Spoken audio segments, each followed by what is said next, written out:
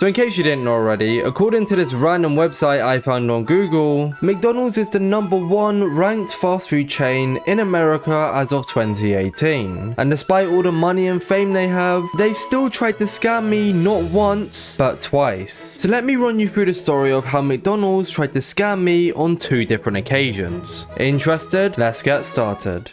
So it was a little while back now, let's say I was in about year 10, which for anyone who doesn't live in England, that's about 15, 16-ish. I went to McDonald's at the end of the school day to, pick up a little something to eat because I was quite hungry. I got the usual, the large chicken ledger meal when I was around in England at the time. And then because I was feeling extra peckish, I got a large Big Mac, not meal, just a large Big Mac on top of that. So I walk up to the till, I order my food, I hand in the money, I get my receipt, and there's that. The clock starts ticking by slowly, and before you know it, 30 minutes is gone. Then someone walks up to me and they ask, do you want to order? Little, or they may have probably known, I had already ordered my food 30 minutes ago. So I showed them the receipt, I showed them that I never got my food. They look up on the little screen to see the food that's on there for them to make, and my order never showed up. So I had this receipt, I'd already given them the money, yet they didn't give me my food. So after that, they felt so bad, they apologized and they made me my food, but didn't give me any extras.